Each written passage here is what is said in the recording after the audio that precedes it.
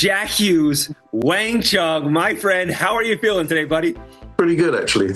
Just arrived in Hollywood last night. So, so it's always good to be here.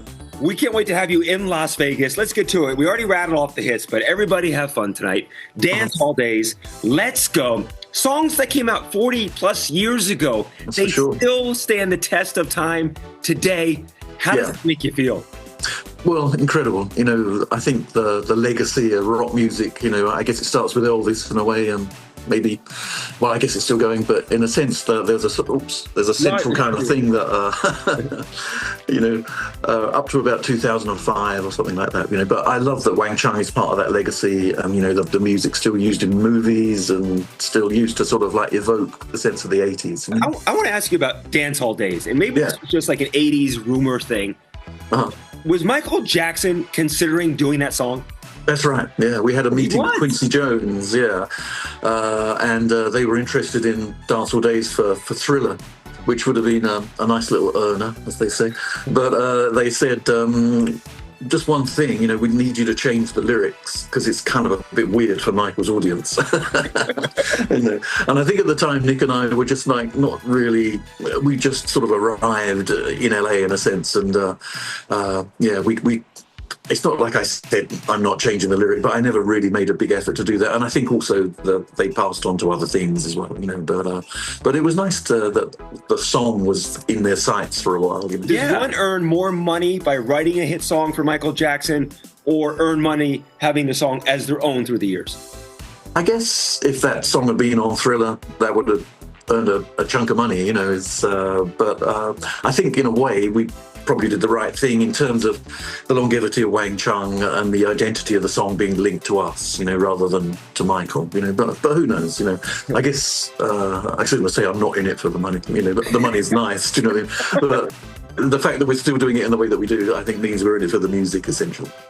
Yeah, and it's such an iconic song. That song, that is Wang Chung, that is no one else. Michael Jackson, legend, but Wang Chung and Dance Hall Days, that is you guys. That is you guys. Absolutely, How big were soundtracks for you guys? Because I remember watching Breakfast Club, and was it a Twilight in the Fire in the Twilight? Yeah, Fire in the Twilight, yeah. And such the iconic scene when they're trying to escape the principal and running through the school. How big were soundtracks for you to be a part of in the 80s? Well, it was a really big thing for us, you know.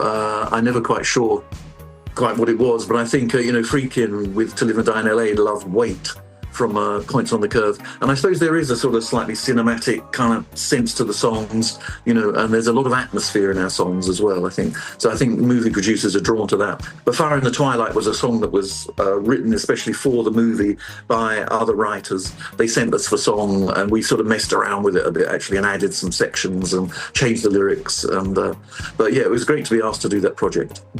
Yeah, all these things, just iconic moments of the 80s.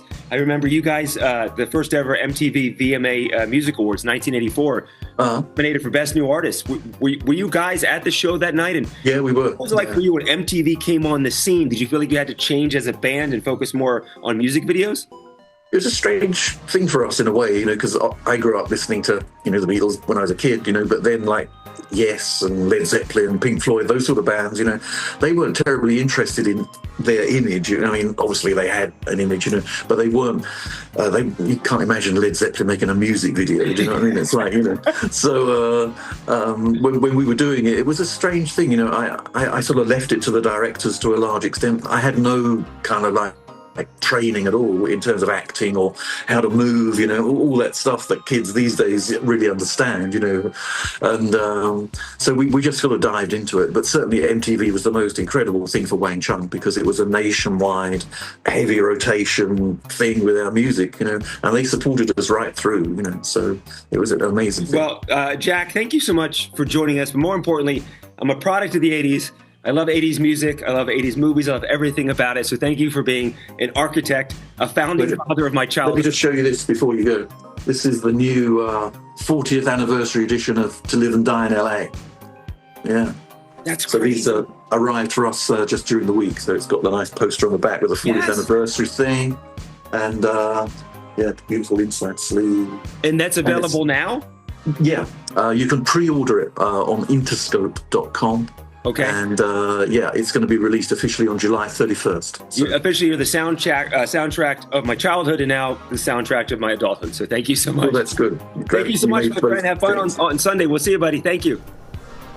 Wang Chung, along with Howard Jones, the English Beat in Modern English, will be at Resorts World this Sunday night. For tickets, go to AXS.com. That was a great interview, by the way. He was so sweet. Thank you. He was amazing. But I was just blown away at the fact that their second biggest hit, Dance Hall Days, Michael Jackson almost took that song and put it on Thriller. That was such a crazy story. That would have changed the path of everything in the 80s. Yes, but he was really adamant about everything happened for a Exactly. They have a smash hit because of that. Yeah. But that's wild. And so Resorts World, he's very sweet. You've talked to some music legends lately. It's pretty cool. Howard Jones, yeah, good stuff. Yeah, a lot of good stuff. This is also good. Lazy Dog. They are serving up some summer flavors. They join us in the kitchen with a taste of their seasonal menu items coming up. And speaking of summer, let's take a live look outside from our tower cam. Temperatures are increasing in the valley.